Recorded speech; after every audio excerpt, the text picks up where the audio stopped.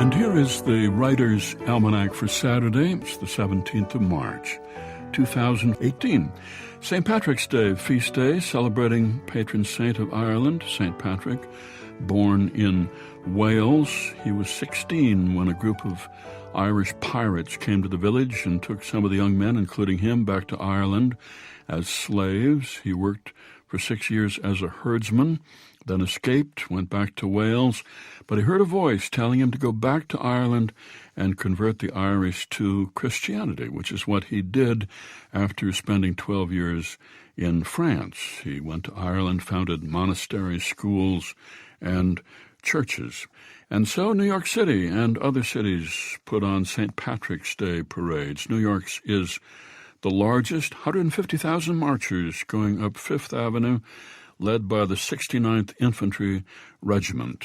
New York has been parading on St. Patrick's Day since 1762, Boston since 1737, and Dublin since 1995. It was on this date in 1959 that the Dalai Lama, Tenzin Gyatso, the 14th Dalai Lama, fled Tibet for India. China had invaded Tibet in 1951 and brought the country under China's rule. There was a resistance movement in Tibet, and when Tibetans believed the Chinese were plotting to kidnap the Dalai Lama, hundreds of thousands of them surrounded his summer palace in Lhasa to protect him. And soon after, in 1959, the Dalai Lama departed on foot with an entourage of 20 men. Soon after that, the Chinese tore down his summer palace. They executed his bodyguards, looted and burned many religious texts, and installed a new spiritual leader, the Panchen Lama, who was pro-Chinese and the rival of the Dalai Lama. The Dalai Lama settled in India, in Dharamsala, along with 80,000 Tibetans in exile. It's the birthday of the playwright Paul Green, born near Lillington, North Carolina, 1894, wrote a successful Broadway play In Abraham's Bosom, and did a stint in Hollywood, wrote many screenplays, and wrote a line that Betty Davis considered her favorite line, "I'd like to kiss you, but I just washed my hair." And it was on this day in 1901 Vincent van Gogh's paintings were shown at the Bernheim Jeune Gallery in Paris, the first major show for the artist who had committed suicide 11 years before.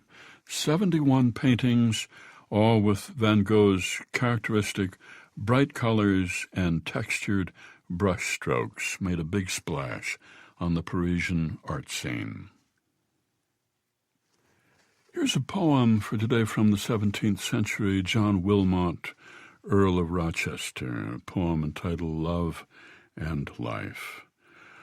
All my past life is mine no more. The flying hours are gone like transitory dreams given o'er, whose images are kept in store by memory alone. Whatever is to come is not. How can it then be mine, the present moments, all my lot, and that as fast as it is got, Phyllis, is wholly thine? Then talk not of inconstancy, false hearts, and broken vows.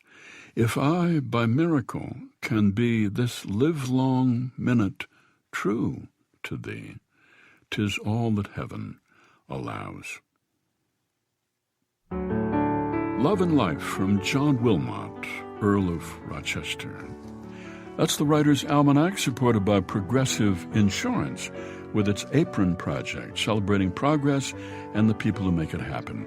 And by Lumosity.com, personalized brain training developed by neuroscientists to challenge memory and problem solving through online games. Lumosity.com. Produced by Joy Biles, assisted by Teresa Burgess. Be well, do good work, and keep in touch.